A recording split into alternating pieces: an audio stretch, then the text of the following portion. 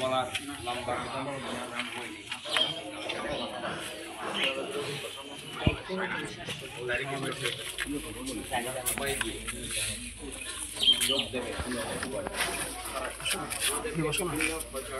বিভিন্ন টাকা পয়সা দিয়ে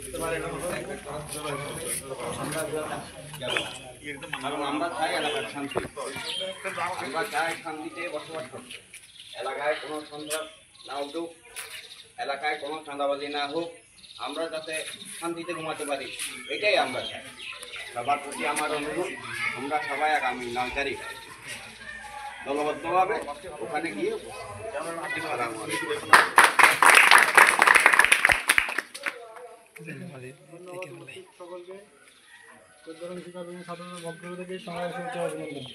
এবং আজকে আর কয়েকটা কথা বলি যেটা আমাদের ইসলামে বলেছে সন্ত্রাস এবং এগুলোর বিরুদ্ধে।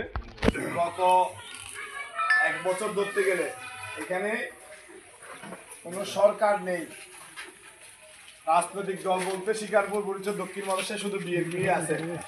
বিএনপির কোনো নেতা কর্মী, আমি বলি কয়েকটা কথা না বললেই নয়, নিয়ামত আলীতে একটা ট্যাক্সি স্ট্যান্ড আছে, এখানে অনেক চাঁদাবাজি হয়েছে। গত 1 বছরে অনেকভাবে চেষ্টা করেছে, এরা আবার চাঁদা তুলবে, আবার কি করবে, ওটা থেকে হাতটা নেবে। তেমনিভাবে রাস্তার মাথা বিশাল একটা ঝামেলা, ওটাও ট্যাক্সি স্ট্যান্ড, ওটাও আমাদেরকে অনেকভাবে বলা হয়েছে চাঁদা দিবে শুধুমাত্র ট্যাক্সিগুলো ওই 5 টাকা 10 টাকাতে তুলে ব্যবস্থা করার জন্য। তেমনিভাবে কুয়াশা আছে, নিয়ামত আলীতে আছে, মধুনগর আছে। আমাদের দলীয় কোনো পরিচয় দিয়ে গত 1 বছরে এখানে কোনো সরকার নেই, আছে শুধু বিএনপি, এখানে অন্য কোনো দল নেই। আমাদের কোনো দলের নেতাকর্মী আলহামদুলিল্লাহ দিয়ে চাঁদাবাজি করেছে, টাকা নিয়েছে, এমন কোনো ব্যবস্থা আমরা করতে দিই নাই। তারপরও এখানে কোনো কারণে যে নেশার যে ব্যবস্থা করে দিয়েছে আওয়ামী লীগ, প্রত্যেকটা জায়গায় ইয়াবা থেকে শুরু করে পেনজিবিল, আমরা আলহামদুলিল্লাহ আমরা ওই ধরনের ব্যবসা থেকে শুরু করে সব কিছু বন্ধ রেখেছি। আমাদের কেউ বলতে পারবে না, প্রত্যেকটা জায়গায় সবার বিরুদ্ধে রিপোর্ট হয়েছে, পেপারে এসেছে, ফেসবুকে এসেছে, প্রত্যেক জায়গা থেকে চাঁদা নিচ্ছে, ট্যাক্সি থেকে চাঁদা নিচ্ছে। এখনো পর্যন্ত আমাদের দলীয় পরিচয় কেউ নিতে পারে। হ্যাঁ, বেনামি নামে বেনামি অনেকে আমাদের চেষ্টা হলো ছাত্রদল এমনভাবে কাজ করবে যাতে কোনো বদনাম কোনো অবস্থাতে না হয়।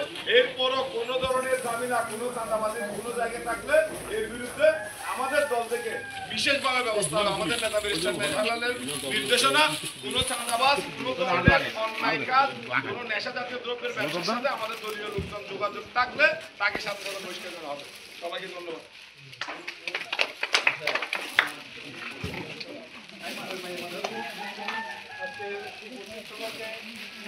হাজির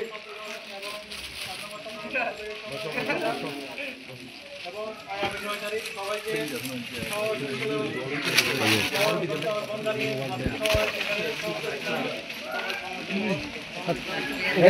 তুমি যাও না,